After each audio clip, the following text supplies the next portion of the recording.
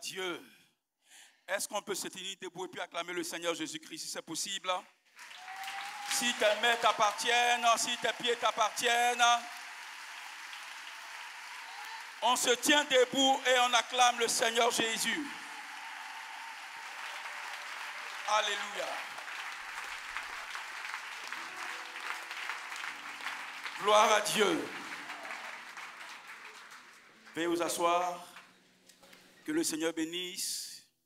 Je veux bénir le Seigneur qui permet toutes choses et qui permet que nous, jeunes serviteurs, puissions occuper des grandes chaires, des monuments de la nation et apprendre auprès d'eux. C'est une grande opportunité.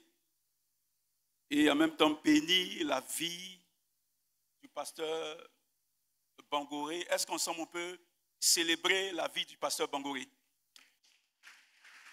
J'ai dit célébrer la vie du pasteur Bangoré. Que le Seigneur nous bénisse. Je veux saluer aussi toute l'église. Que le Seigneur nous bénisse. Amen. Amen. On va ensemble se tenir debout et on va prendre notre Bible dans le livre des Actes des Apôtres à partir du chapitre 1. Mais vous recevrez une puissance, le Saint-Esprit survenant sur vous, et vous serez dans la Judée et jusqu'aux extrémités de la terre. Amen. Seigneur, nous voulons t'écouter, bénis nos cœurs et que nos cœurs soient réceptifs à ta parole dans le nom de Jésus-Christ. Amen. Veuillez vous asseoir.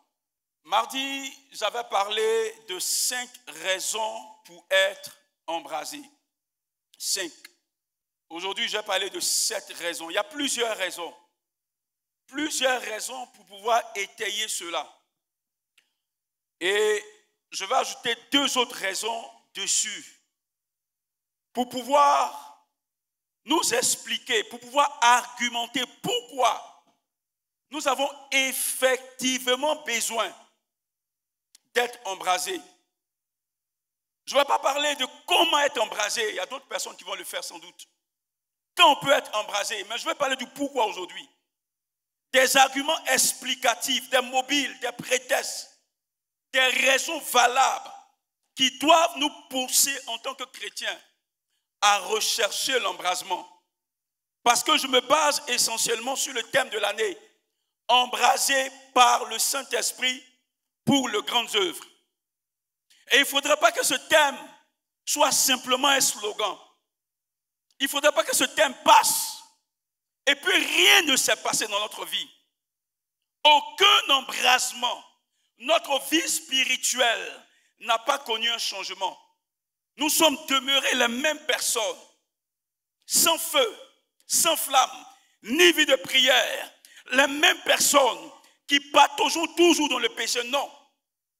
Lorsque l'homme de Dieu est allé consulter le Seigneur, et Dieu a parlé à son serviteur, que mon peuple soit embrasé, parce que je veux faire de grandes choses. Je veux faire des choses immenses au travers de ce peuple-là. Qu'ils soient embrasés cette année, parce que je veux faire des grandes choses au travers de ce peuple. Et ce n'est pas une parole en l'air, ça doit être une réalité dans chaque vie. Et aujourd'hui, je vais aller aussi pour pousser un peu le clou un peu plus loin, pour que nous comprenions pourquoi nous devons être embrasés. La première raison, mais avant de donner la raison, il faudrait que je donne d'abord une définition pour qu'on sache où je vais.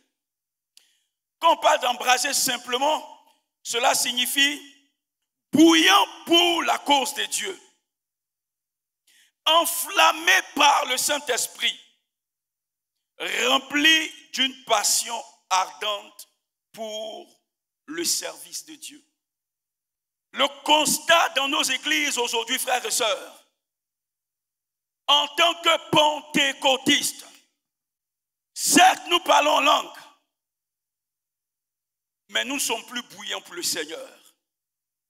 Certes, nous parlons en langue, mais le service de Dieu est loin. Nous avons d'autres raisons qui motive notre vie aujourd'hui. Certes, nous sommes constamment à l'église, mais les intérêts de Dieu ne nous préoccupent plus. Le Seigneur veut que cela change. La première raison qui doit motiver, qui doit expliquer pourquoi nous devons être bruyants, c'est que le Seigneur cherche des témoins. Le Seigneur veut que vous et moi, nous soyons des témoins. Un témoin, c'est celui qui a vu quelque chose, qui a expérimenté quelque chose et qui vient témoigner. Nos parents de Katagui, lorsqu'ils ont vu les anges chanter, pratiquement tout le village s'est converti. Lorsque les anges ont chanté, les gens se sont donnés au Seigneur parce qu'ils ont expérimenté la présence de Dieu. Mais allez présentement à Katagui, vous allez voir des hommes religieux. C'est vrai, ils ont expérimenté à une période et qu'il y a beaucoup qui sont morts. Même ceux qui sont vivants, allez voir, est-ce que vous allez voir encore les traces de cette expérience? L'expérience que Dieu veut, ce n'est pas une expérience qui s'est passée le jour de ta conversion. C'est une expérience quotidienne que tu dois vivre avec le Seigneur. Une expérience de tous les jours. Lorsqu'on parle de Jésus, lorsqu'on parle du vécu de Jésus, ça ne doit pas être le jour de ta conversion. Ça ne doit pas être le jour où Jésus t'a touché, pas une guérison, pas un miracle. Oui, il t'a visité, non. Mais tous les jours, tu dois pouvoir expérimenter Jésus. Tous les jours, tu dois pouvoir vivre Jésus. C'est ce que le Seigneur cherche. C'est ceux-là, Dieu appelle les témoins. Ces hommes-là sont prêts à mourir pour ce qu'ils ont vu, pour ce qu'ils ont expérimenté, pour ce qu'ils ont senti. Les témoins. J'ai posé comme ça la question mardi. Si ta dernière expérience avec le Seigneur date de l'année passée, c'est que tu n'es pas encore bouillant.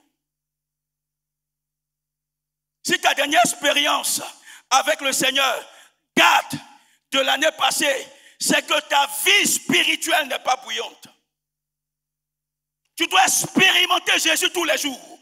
Expérimenter sa présence tous les jours. Dans ta communion personnelle, dans ta dévotion personnelle, tu dois voir qu'il est présent, qu'il t'écoute, qu'il répond à ta prière. C'est ce que Dieu veut. Ce n'est pas une vie de prière. Ce n'est pas une vie de prière qui t'atteint de 2020. Non, on parle d'une vie de prière de maintenant. Ce n'est pas des temps de jeûne qui t'atteint de 2020. Non, c'est des temps de jeûne de maintenant. Dieu veut te rendre bouillant, mais il te pose la question, est-ce que tu l'expérimentes tous les jours? Est-ce que quand la parole passe, est-ce que tu reçois les messages qui te concernent?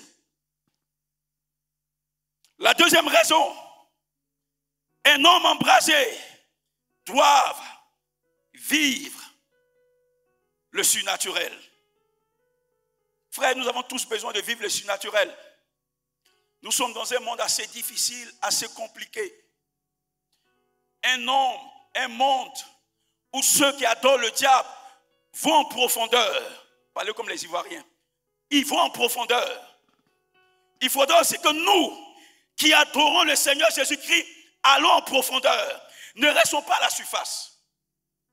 Et c'est la raison qui doit fonder notre embrasement. Le mal est dans toutes nos rues, dans toutes nos écoles, dans tous nos marchés.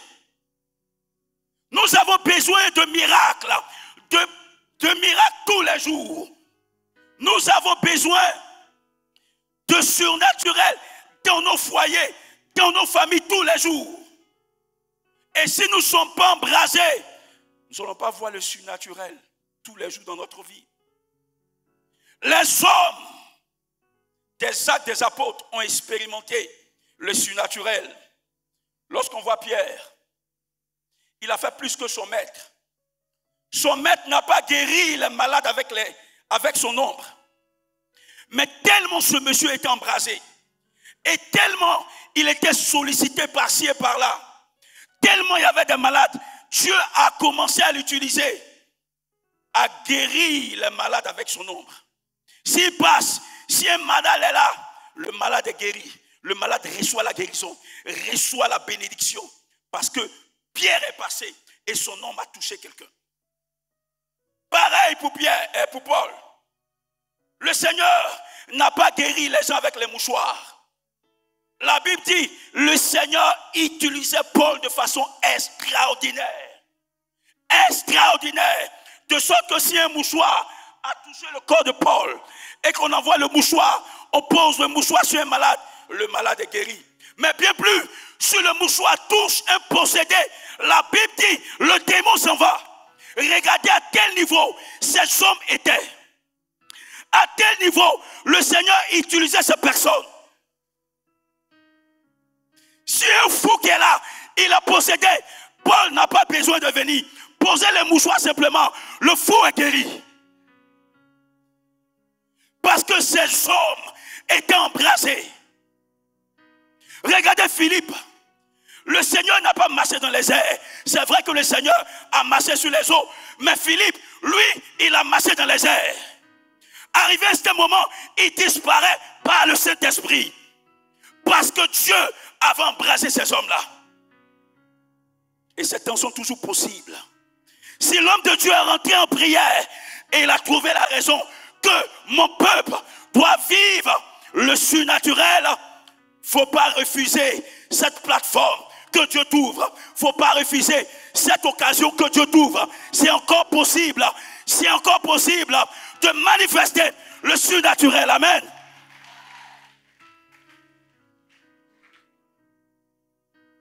Étienne faisait des prodiges, de grands miracles. Parce que ces hommes étaient embrasés. Tu as besoin d'embrasement. Dans ton entreprise aujourd'hui, où rien ne va, tu as besoin de surnaturel. Dans ton mariage, où rien ne va, tu as besoin de surnaturel. Dans tes projets, où rien ne va, tu as besoin du surnaturel. Pourquoi tu as besoin du surnaturel? Parce que dans le surnaturel, c'est Dieu même qui prend les commandes et c'est Dieu qui agit. C'est Dieu même qui se manifeste et c'est Dieu qui délivre. Et si tu n'es pas embrasé, tu ne peux pas vivre le surnaturel. Si tu n'es pas embrasé, Dieu ne peut pas venir agir dans ton équation. La seconde raison qui fonde notre motivation, c'est le surnaturel. Aujourd'hui, nous ne vivons plus le surnaturel parce que nous ne sommes pas embrasés. Dieu veut te conduire dans l'embrasement. Il ne faudrait pas que ce soit pour toi un slogan. Il faudrait que ce soit une réalité. Je disais comme ça mardi, il y a un homme de Dieu en Angleterre, le prophète est le nom. Arrivé un moment de son ministère, il est tombé malade. Et c'est un homme très influent dans le milieu évangélique.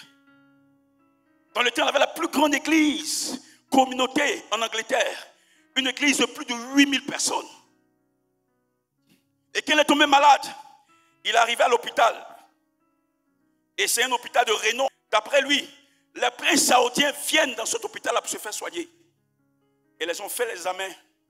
Ils ont vu qu'il est malade. Et on a dit, pasteur, il faudrait que tu te reposes. Après les opérations, c'est au moins 6 mois avant que tu reprennes toute l'activité. Il s'est levé. Il a dit, Seigneur, ce n'est pas possible. Seigneur, je ne peux pas quitter l'église pendant 6 mois, ce n'est pas possible. Et voici la parole de Dieu qu'il a dit dans la prière, moi qui m'a choqué. Il dit, Seigneur, depuis que je me suis converti, je n'ai jamais manqué un dimanche. Il dit, depuis que je me suis converti, je n'ai jamais manqué un dimanche à l'église. Seigneur, je refuse qu'une maladie m'éloigne de ta présence. Puisqu'il était fidèle, puisque ce qu'il disait était normal devant Dieu, le mal a disparu.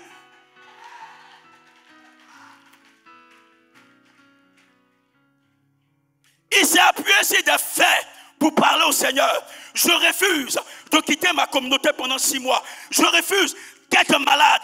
Pourquoi? Parce que je n'ai jamais quitté ta présence. Et le mal est parti seul. C'est l'action des hommes embrasés.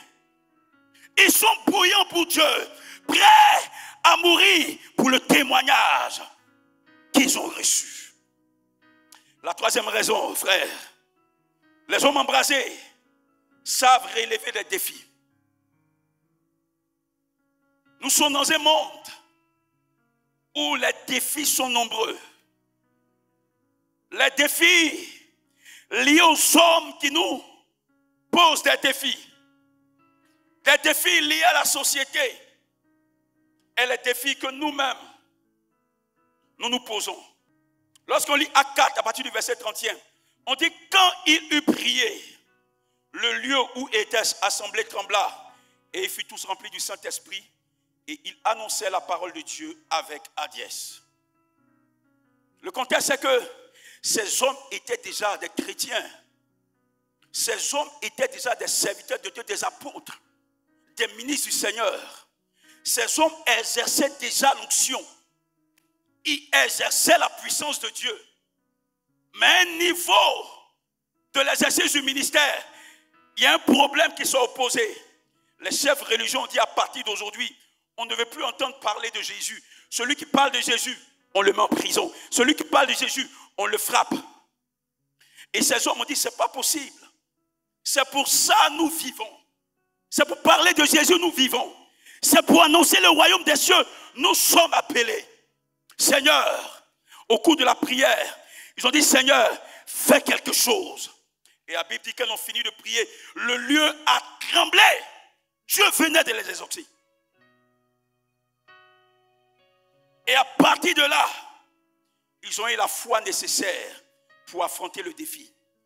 Ils ont eu la force nécessaire pour affronter ces défis. Ils ont eu l'assurance nécessaire pour affronter ces défis. À partir de là, une grâce additionnelle est descendue sur la vie.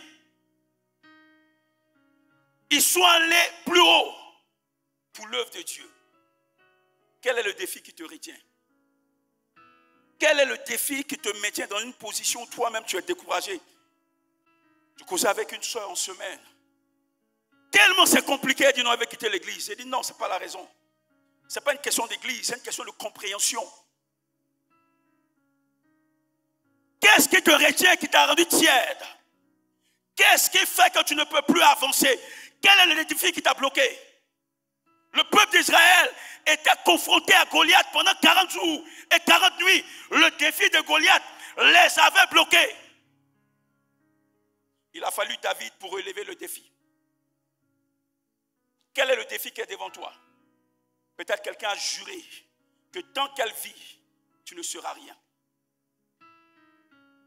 Peut-être ta marade t'a maudit ou ta belle-mère t'a maudit que tu ne vas rien accomplir de la vie. On priait pour une sœur, comme je disais mardi. Et au cours de la prière, c'est Madame Jackie Junior, Marceline, vous la connaissez bien, qui a reçu le don spirituel. Elle dit, ma sœur, voilà ce que les sorciers de ta famille ont proclamé. Ils ont dit, si les morts reviennent à la vie, toi tu vas te marier. Que si un mort au tombeau, ils ont proclamé, ils ont juré, si un mort vient à la vie, toi tu vas te marier. Et effectivement, la sœur avait perdu son fiancé, qui était un prestataire. Il est mort par un accident. Et elle a commencé à vieillir. Et quand on la soutenait, pendant qu'on priait pour elle, ce n'était pas des cas de délivrance sort, mais c'est des soutiens, des prières, des soutiens. Et là, Dieu a brisé cette malédiction. La sœur s'est mariée, amen. Et la sœur a eu des enfants. Laisse-moi te dire, ce qu'ils ont dit sur toi, c'est un mensonge. Ce qu'ils ont prononcé sur ta vie, c'est un mensonge. Parce que le diable est un menteur. Si tu te lèves et si tu prends le prochain niveau, la barrière sera brisée. La limite sera brisée. L'obstacle sera cassé. L'esprit de mort va libérer ta vie. C'est vrai, tu vis ce défi. Tu vis cette limitation. Mais prends le prochain niveau. Le prochain niveau de l'onction. Le prochain niveau de la consécration. Le prochain niveau de l'embrasement. Les choses vont se passer dans ta vie. Et Dieu veut que tu arrives à ce niveau-là. Peut-être les défis te font peur. Les défis te semblent insurmontables. Les défis te semblent impossibles. Impossibles à relever. Je ne sais pas quel type de défi. Ça peut être un défi économique, un défi social, un défi sportif, un défi spirituel. Mais il y a une solution. Amen. Et la solution se trouve dans l'embrasement. La solution se trouve dans le prochain niveau.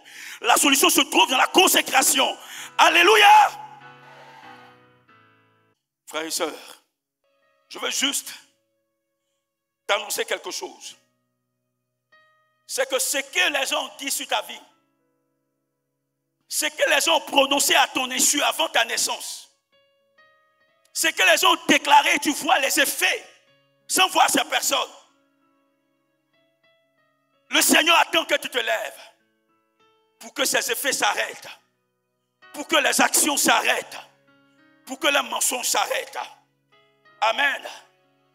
La quatrième raison, les gens m'embraser savent activer la puissance de Dieu. La puissance de Dieu devrait être dans la vie de tous les chrétiens. Mais malheureusement, cette puissance n'est pas dans la vie de tous les chrétiens. Pourquoi elle devait être dans la vie de tous les chrétiens? Parce que quand le Saint-Esprit vient, le Saint-Esprit qui est Dieu, il vient avec la puissance. Amen. Vous recevrez une puissance, le Saint-Esprit survenant sur vous, et vous serez mes témoins. Dieu vient avec la puissance.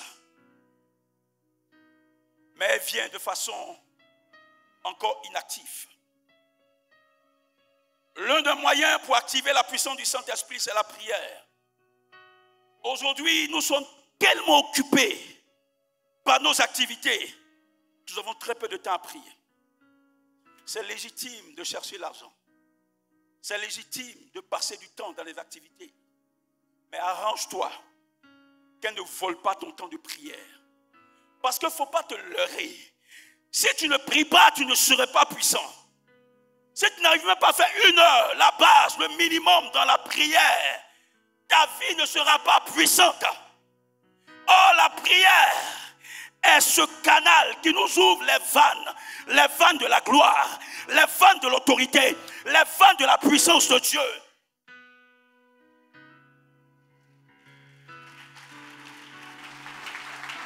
Il est temps de te lever et de te débarrasser autour de toi tout ce qui vole ton temps. Si c'est les réseaux sociaux qui volent ton temps, débarrasse-toi des réseaux sociaux. Si c'est la télévision qui vole ton temps, débarrasse-toi de la télévision. Si c'est les gossips, les commérages qui volent ton temps, débarrasse-toi des commérages. Si c'est la paresse, demande à Dieu de te fortifier pour passer du temps dans la présence de Dieu. 1 heure de temps, 2 heures, 2h30, 3 heures, pour passer du temps, pour que ta vie soit embrasée. C'est ce que je disais mardi. Le pasteur là nous disait, Olivier et moi, mais où sont les chrétiens de Padri? Où ils sont? Padre organise les vendredis des embrasés, mais on ne les voit pas. Les chrétiens ont quel problème? Où ils sont? Et je disais comme ça pour lui, il dit non, ils sont trop arrivés. Oh, c'est un piège. On n'est pas arrivé tant que la présence de Dieu ne bouillonne pas en nous. Nous ne sommes pas encore arrivés. Tant que le Seigneur ne nous a pas encore élevés, nous ne sommes pas encore arrivés. Tant que Dieu n'a pas relâché la dernière parole, pourquoi nous sommes auprès de lui, nous ne sommes pas encore arrivés. Tu as besoin de libérer la puissance de Dieu. Libérer la puissance de Dieu contre la sorcellerie. Libérer la puissance de Dieu contre le maraboutage. Libérer la puissance de Dieu contre les esprits de famille. Libérer la puissance de Dieu contre les agendas de mort. Contre les esprits des eaux. Libérer la puissance de Dieu. Et pour libérer la puissance de Dieu, il faut être embrasé. Pour être embrasé, il faut demeurer dans la prière. Alléluia. La 5e raison qui doit militer, qui doit nous aider à être embrasés, c'est que les hommes embrasés changent le monde. Le monde est un système. Le monde, ce n'est pas la terre. Le monde, c'est une organisation. Et toute organisation qui s'oppose à la connaissance de Dieu. Toute organisation qui s'oppose à la prédication de l'évangile, comme mon boss me disait la dernière fois, regarde en Angleterre, on vient de voter une loi. C'est lui qui est un prédicateur ambulant, un prédicateur de la rue. Il peut prendre jusqu'à 10 ans de prison. Ça, c'est le monde. C'est le monde qui ne veut pas qu'on parle de Jésus-Christ.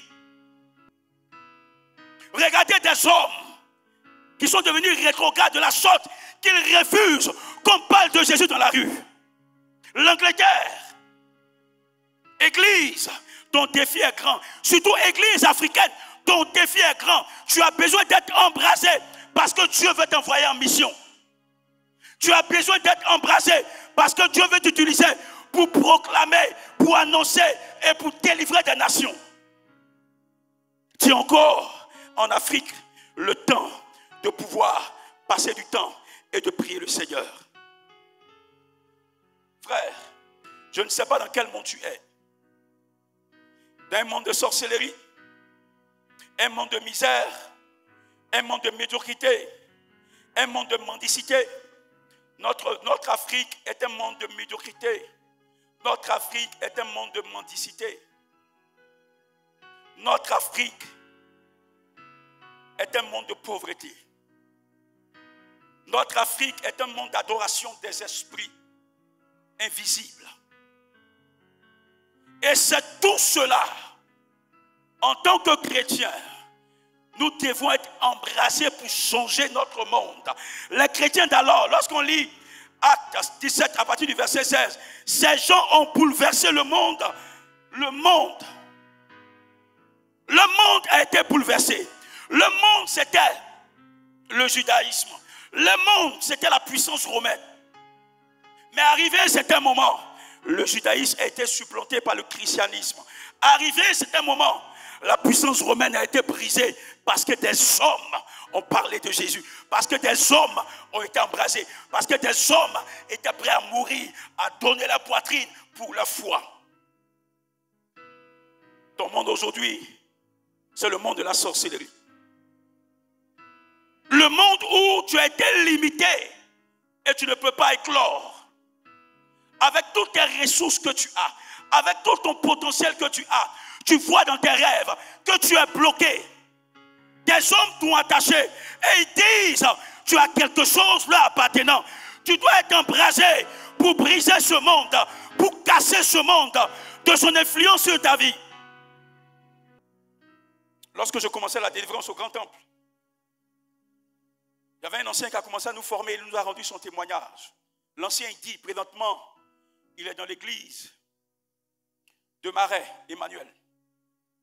Il dit qu'il est venu à Abidjan dans le temps, il cherchait du travail. Il cherchait du travail et il ne trouvait pas. Et il dit dans le temps, c'est pas comme maintenant, c'est un peu compliqué, il y avait du travail. Mais il cherche, il ne trouve pas.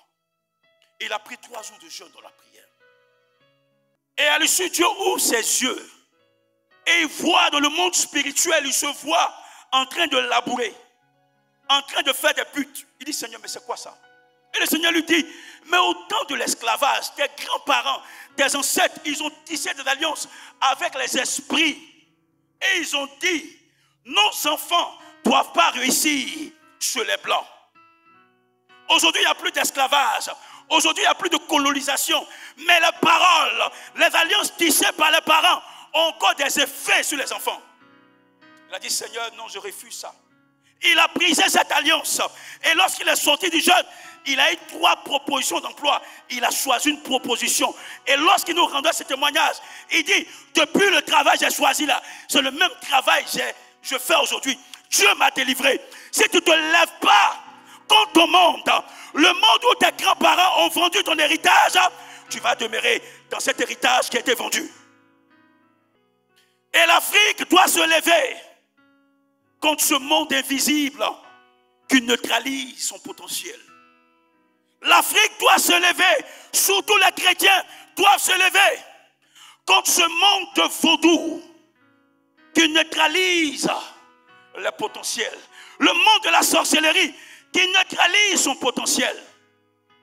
Lorsque quelqu'un veut émerger dans la famille, il voit dans le monde spirituel, il vient, il coupe sa tête. Donc toute cette personne qui était promue a été toute une famille, meurt. la famille reste encore pauvre. Les plus brillants sont tués. Les leaders sont tués. Pas physiquement, mais tués dans le monde spirituel.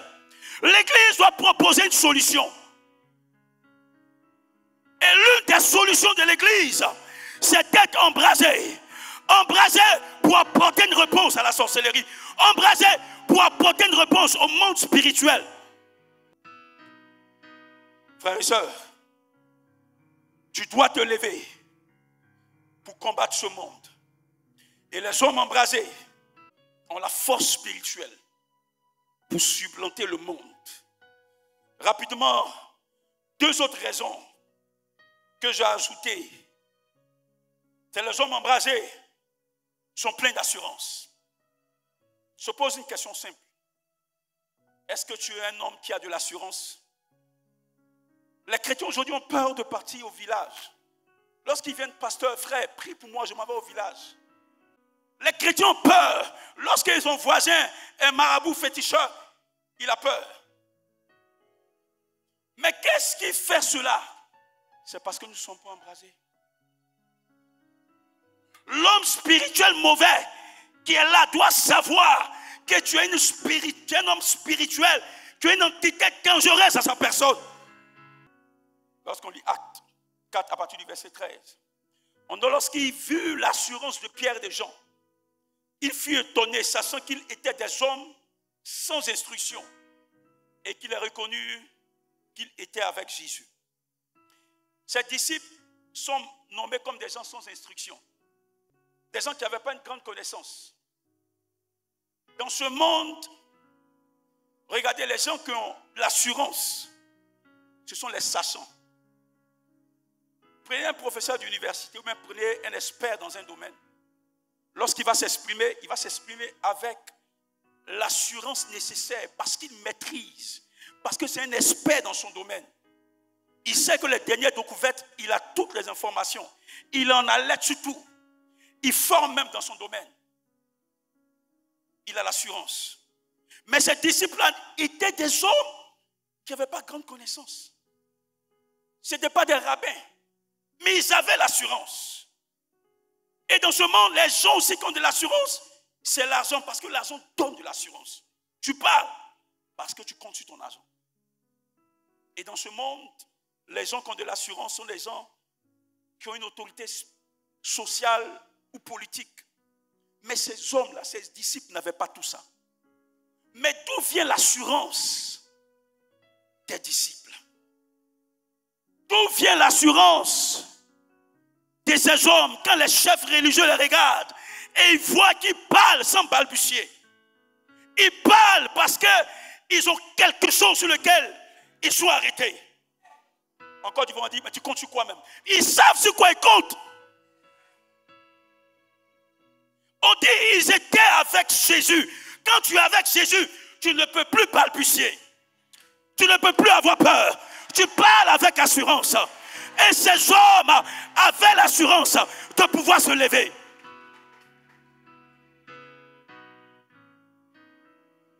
Si tu as peur de partir encore au village, c'est que tu n'es pas avec Jésus. Si tu as peur du fétiche, ils sont venus enterrer devant ton magasin, devant ton commerce, c'est que tu n'es pas encore avec Jésus. C'est que tu n'es pas encore embrasé. Ces hommes étaient pleins d'assurance. Ils avaient peur de rien. Et Dieu cherche une génération d'hommes qui n'ont peur de rien, qui n'ont pas peur de sorciers, peur des marabouts, peur des vaudous, peur des fétiches, peur de rien. C'est pour ça qu'il veut que tu sois embrasé.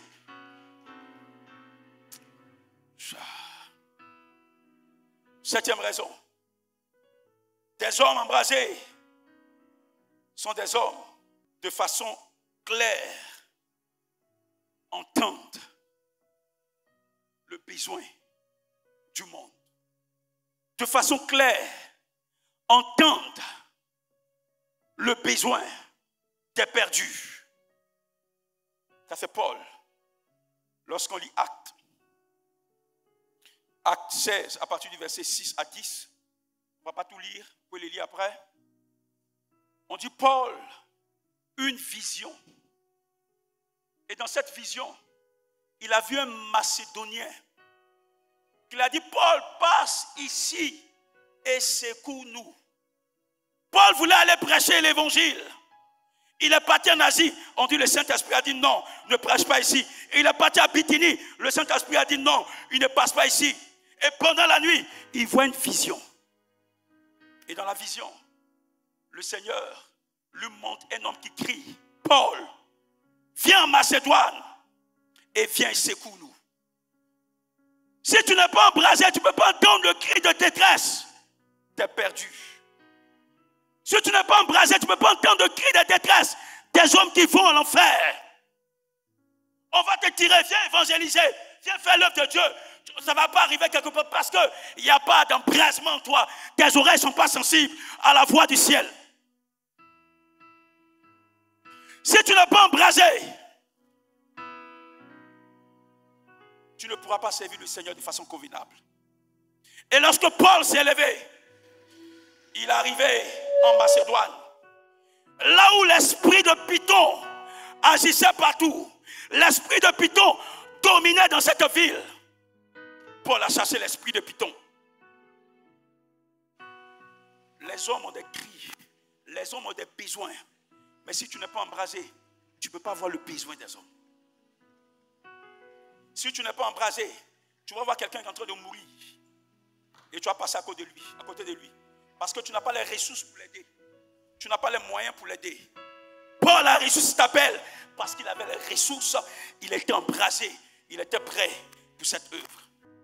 Quand Padre se lève et puis il déclare année d'embrasement, frère, commençons à prier dans cette vision. Commençons à rentrer dans cette vision. Commençons à rentrer dans la pensée de Padre. Commençons à voir comme Padre voit. Pour bénéficier des avantages de l'embrasement. Parce que l'embrasement a trop d'avantages. L'embrasement a trop de raisons. L'embrasement a trop d'arguments qui peuvent nous faire changer de dimension. Changer de dimension à tous les niveaux. Frère, je vais m'arrêter ici. Et je vais demander à ce qu'on se tienne debout. On va prier le Seigneur. Est-ce qu'on peut acclamer le Seigneur? On va prier le Seigneur. Merci d'avoir été avec nous aujourd'hui. Si ce message vous a encouragé et fait du bien, n'hésitez pas à le partager autour de vous. On se retrouve très bientôt pour un nouveau moment autour de la parole. Restez connectés, restez bénis.